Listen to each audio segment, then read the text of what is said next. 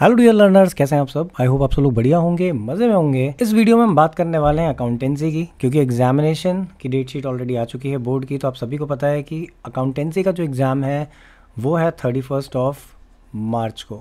सो यहाँ पर इस वीडियो में डिस्कस करने वाले हैं कौन से ऐसे टॉपिक्स हैं जो बहुत ज़्यादा पूछे जाते हैं, कौन से ऐसे टॉपिक्स हैं जो आपको प्रिपेयर करने चाहिए।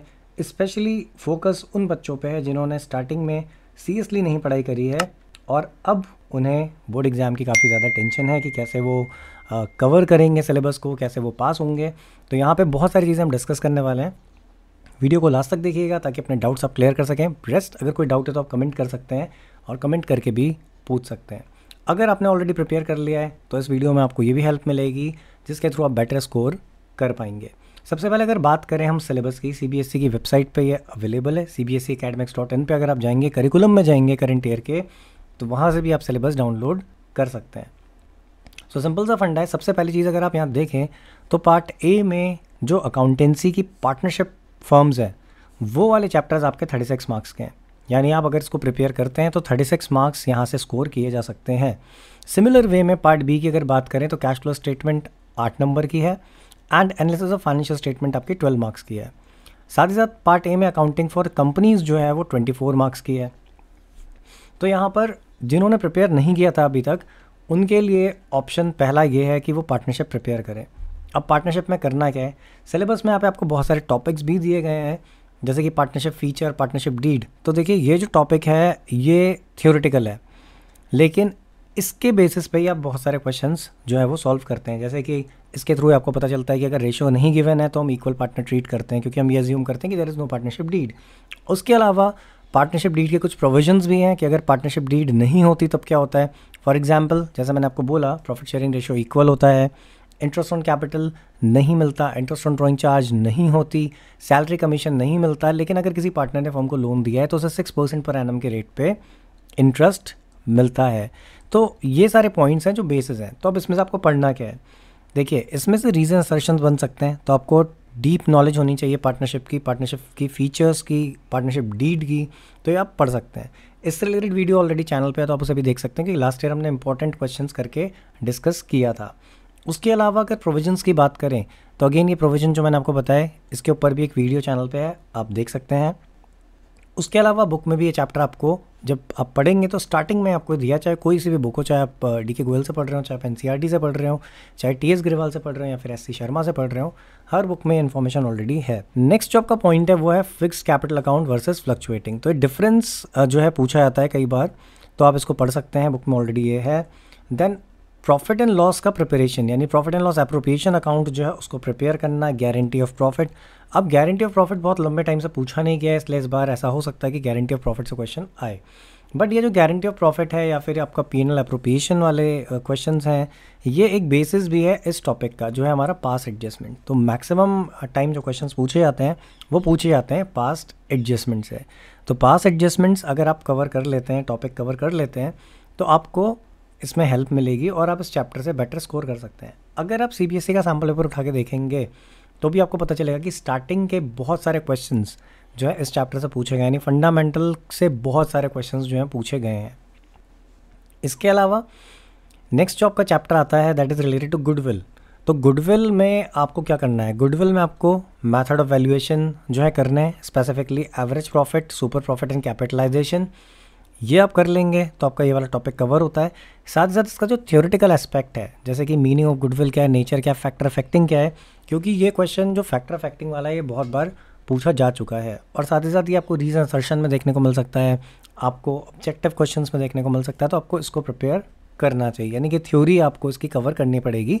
मैक्सिमम टाइम ये होता है कि जो बच्चे होते हैं वो क्या करते हैं, थ्योरी छोड़ देते हैं या वो ये सोच के चलते हैं कि हम लास्ट में पढ़ेंगे, लेकिन ये लास्ट में नहीं प्रिपेयर करनी है बल्कि अभी ही आपको प्रिपेयर करनी है।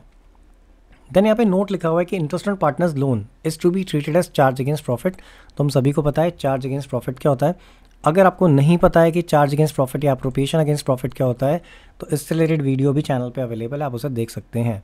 उसके अलावा यहाँ पे गुडविल की जब बात करी गई है, meaning, factor affecting need, valuation, method of calculation, तो यहाँ पे बोला गया है कि adjust through partners capital account, current account और by raising and writing off goodwill accounting standard 26 के हिसाब से। तो आपके टीचर्स ने ऑलरेडी आपको ये चीज़ करवाई होगी, तो इसमें as such there is nothing new. अब इसी में पार्टनरशिप के कंटिन्यूएशन में जब आप आते हैं रिकॉन्स्टिट्यूशन एंड डिसोल्यूशन में, तो प्रॉफिट शेयरिंग रेशियो जो भी चेंज हो रहा है वो कैसे कैलकुलेट करते हैं, ये चीज़ें आपको आनी चाहिए, क्योंकि ये एक बेस है। अगर आपको change in profit sharing ratio calculate करना नहीं आएगा तो एडमिशन, रिटायरमेंट, डेथ हर चैप्टर में आपको प्रॉब्लम फॉर श्योर होगी। तो ये चीज़ आपको क्लियर करनी पड़ेगी। सैक्रिफाइसिंग रेशियो क्या होता है, एडमिशन के केस में होगा। Gaining ratio, revaluation of assets and liabilities. तो ये जो रिवैल्यूएशन ऑफ एसेट्स है, रीअसेसमेंट ऑफ लाइबिलिटीज़ है, इसी के बेसिस पे आपका रिवैल्यूएशन अकाउंट बनता है। एंड रिवैल्यूएशन अकाउंट जो है वो बेस है। रही बात सैक्रिफाइसिंग या गेनिंग रेशियो की, तो एज सच सैक्रिफाइसिंग हम एडमिशन के टाइम पे कैलकुलेट करते हैं, but in case of retirement और डेथ भी सैक्रिफाइसिंग रेशियो जो है वो आ सकता है जब आप गेनिंग का फॉर्मूला लगाएंगे। सिमिलर वे में एडमिशन में सैक्रिफाइसिंग लगा कर भी ऐसा हो सकता है कि कोई पार्टनर गेन कर रहा हो, तो उसके जो वेरियस ट्रीटमेंट्स हैं वो आपको पता होने चाहिए। तो अगर आपको यहाँ पे रिवैल्यूएशन अकाउंट बनाना आया तो उस बेसिस पे आपका जो एडमिशन, रिटायरमेंट, डेथ के क्वेश्चन हैं वो आप सॉल्व कर पाएंगे, क्योंकि एडजस्टमेंट ऑफ कैपिटल का क्वेश्चन भी अगर आता है पूरा एक, तो वहाँ पे रिवैल्यूएशन फॉर श्योर बनेगा ही बनेगा। इसके अलावा treatment of accumulated profits and losses एक इंपॉर्टेंट टॉपिक है, क्योंकि इसके ही बेसिस पे बाकी सारे क्वेश्चंस होते हैं। जैसे कि जब आप रिवैल्यूएशन बना लेंगे, पार्टनर्स कैपिटल की तरफ मूव करेंगे, तो वहाँ पर आपको कहीं ना कहीं इसका ट्रीटमेंट जो है वो पता होना चाहिए। एंड लास्ट में लिखा है preparation of revaluation and balance sheet. तो बैलेंस शीट जो है वो भी लास्ट में जब बनेगी तो आपको पता होना चाहिए कि बैलेंस शीट आप कैसे बनाएंगे रिवाइज्ड वैल्यूज़ के साथ। एडमिशन की अगर बात करें तो अगेन वही ट्रीटमेंट ऑफ गुडविल है, जो आप गुडविल वाले चैप्टर से सीखते हुए आएंगे। तो यहाँ पर आपको कुछ नई चीज़ें पता चलेंगी कि गुडविल का ट्रीटमेंट क्या होता है। जैसे कि अगर पार्टनर अपने साथ गुडविल कैश में ला रहा है तब आप कैसे ट्रीट करेंगे, अगर नहीं लेके आ रहा है, वैल्यूएशन हो रहा है, तब क्या करेंगे।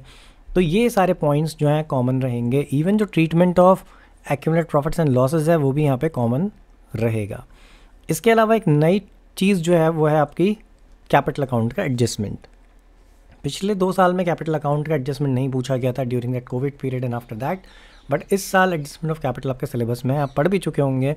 तो देयर आर डिफरेंट मेथड्स जहाँ पर अलग अलग क्वेश्चन में अलग अलग तरीके से बोला गया होता है कि कैपिटल को एडजस्ट करो। कहीं प्रोपोर्शनेट कैपिटल होती है, कहीं पर आपको कैपिटल खुद फाइंड आउट करनी होती है, कहीं पर आपको पूरी फर्म की कैपिटल डिटरमाइन करके सारे पार्टनर्स की कैपिटल को दोबारा प्रोपोर्शनेट रेशियो में यानी रेशियोज़ में लेके आना होता है। तो ये सारे पॉइंट्स हैं, अगर आप इनको कवर करते हैं तो उस बेसिस से आपका एडमिशन का चैप्टर जो है वो तैयार हो जाएगा। रिटायरमेंट एंड डेथ की बात करें तो अगेन रिटायरमेंट और डेथ में बहुत हद तक सिमिलैरिटीज़ हैं, लेकिन थोड़ा बहुत जो है डिफरेंस आता है। जैसे रिटायरमेंट के केस में क्या होता है, फाइनल बैलेंस जो है उसके लोन अकाउंट में ट्रांसफ़र होता है जनरली, अगर कोई इन्फॉर्मेशन नहीं दी है। लेकिन डेथ के केस में एग्जीक्यूटर्स लोन अकाउंट में जाता है।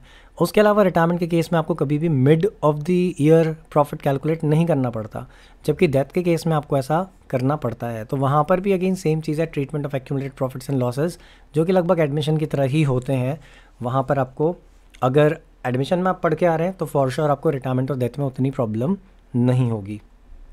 उसके अलावा जैसा मैंने बोला, यहाँ पे एक पॉइंट है कि calculation of deceased partner share of profit till the date of death. तो ये एक डिफरेंट सिनेरियो है, क्योंकि जो डेथ के केस में कॉन्सेप्ट है वो ये है कि the partner can die any time, तो वहाँ पर उतने ड्यूरेशन का प्रॉफिट आपको कैलकुलेट करना पड़ता है। अब ये profit on the basis of sale भी हो सकता है, profit on the basis of past year भी हो सकता है, एवरेज प्रॉफिट भी हो सकता है। तो जब आप क्वेश्चंस को करेंगे तभी आपको ये चीज़ बेटर तरीके से समझ में आएगी। डिसोल्यूशन की अगर हम बात करें तो डिसोल्यूशन टोटली डिफरेंट है फ्रॉम एडमिशन, रिटायरमेंट या फिर फंडामेंटल वाले चैप्टर्स। बस बेस ये है कि आपको जो लॉजिक्स या बेस ऊपर क्लियर होते हैं फंडामेंटल से लेके रिटायरमेंट डेथ तक, तो उनका यूज़ आप कर सकते हैं जब आप कैपिटल अकाउंट प्रिपेयर करते हैं, जैसे कि treatment of accumulated profits and losses. जबकि इसके केस में बहुत सारे चेंजेस आ जाते हैं, जैसे कि IFR का ट्रीटमेंट डिफरेंट होता है इन केस अगर एडमिशन, रिटायरमेंट, डेथ की बात करें वहाँ पे, और यहाँ पे डिसोल्यूशन के केस में उसका जो ट्रीटमेंट है वो डिफरेंट होता है। सिमिलर वे में WCR के साथ भी अलग अलग कंडीशंस हैं। तो ये कुछ चीज़ें हैं जो आपको समझनी है। अगर आप ये कॉन्सेप्ट तैयार करते हैं तो उसके बेसिस पे आपकी एडमिशन जो है, मतलब जो आपकी पार्टनरशिप है, पूरी तैयार हो जाएगी, और वो है आपकी 36 मार्क्स की। इससे रिलेटेड वीडियोज़ भी बहुत जल्दी मैं अपलोड करूँगा, कैसे प्रिपेयर करें या आपका जो शेड्यूल है वो क्या होना चाहिए। बट फिलहाल आज इस वीडियो में हम सिर्फ ये बात कर रहे हैं कि कौन से टॉपिक्स आपको प्रिपेयर करने हैं।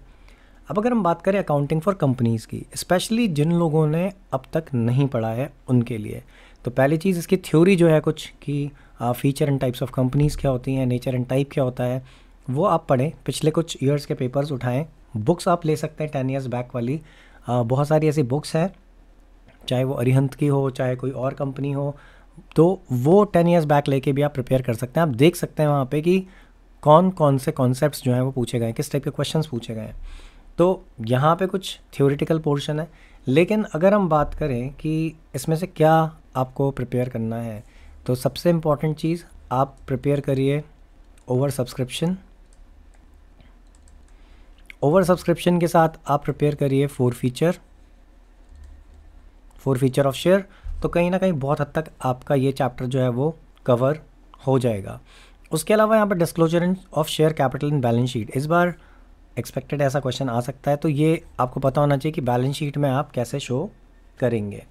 रही बात डिबेंचर्स की, तो डिबेंचर्स के केस में जो टर्म्स ऑफ इशू वाला कॉन्सेप्ट है वो आप पढ़ लीजिए, क्योंकि डिबेंचर्स के केस में, शेयर्स के केस में कुछ जो सिमिलैरिटीज़ हैं वो एंट्रीज़ को लेकर स्टार्टिंग की है। जैसे कि शेयर्स के केस में आप एप्लीकेशन रिसीव करते हैं तो आप एंट्री पास करते हैं bank account debit to share application, यहाँ पर आप करते हैं bank account debit to percentage debenture, जो भी परसेंटेज डिबेंचर है एप्लीकेशन अकाउंट।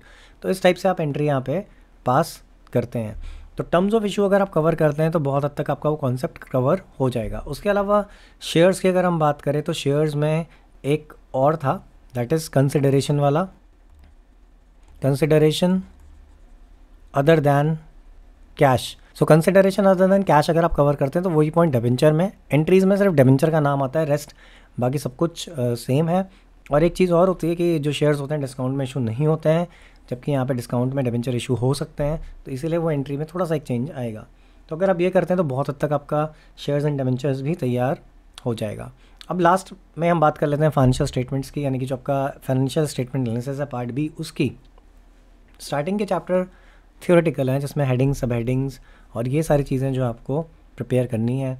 उसके अलावा रेशियो एनालिसिस में आप रेशियोज़ जो है वो कवर कर सकते हैं, सिलेबस में डिटेल्ड फॉर्म में आपको दिया भी गया है, सिग्निफिकेंस, इंपॉर्टेंस क्या है, टूल्स ऑफ एनालिसिस क्या है।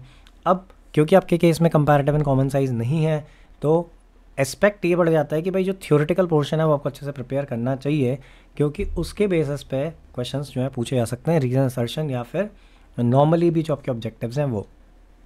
रेशियो एनालिसिस में बहुत हद तक आपको फॉर्मूले जो हैं वो पहले याद होने चाहिए, दूसरी चीज़ उनका एग्जीक्यूशन यानी प्रैक्टिस होनी चाहिए, उस बेसिस पे आप इसको कवर कर पाएंगे। एंड सिमिलर वे में लास्ट जो आपका टॉपिक है कैश फ्लो स्टेटमेंट का, वो क्योंकि कैश फ्लो स्टेटमेंट जो है वो 8 मार्क्स की है, हमने स्टार्टिंग में देखा भी था यहाँ पे कि 8 मार्क्स की आपकी कैश फ्लो स्टेटमेंट है। तो कैश फ्लो स्टेटमेंट में से भी देखिए एक सिंपल सा फंडा है कि एक जो क्वेश्चन है आपका, ठीक है, वो क्वेश्चन 6 मार्क्स में तो आना ही आना है, और साथ में एक मार्क्स के आपको 2 क्वेश्चंस देखने को मिल सकते हैं थ्योरी में। अब वो थ्योरी में क्वेश्चंस जो नॉर्मली होते हैं वो यही होते हैं कि व्हाट इज़ कैश फ्लो, या कैश फ्लो से रिलेटेड कोई ट्रीटमेंट आपको दिया जा सकता है, तो ये चीज़ें आपको पता होनी चाहिए। तो उस बेसिस पे आप इसको इजीली प्रिपेयर कर सकते हैं। यानी कि मैं यही रिकमेंड करूँगा, अगर आपने पूरे साल सीरियसली पढ़ाई नहीं करी है तो आप एक तो पार्टनरशिप प्रिपेयर करिए 36 मार्क्स की, और दूसरी चीज़ ये आप 8 मार्क्स की कैश फ्लो जो है वो प्रिपेयर करिए।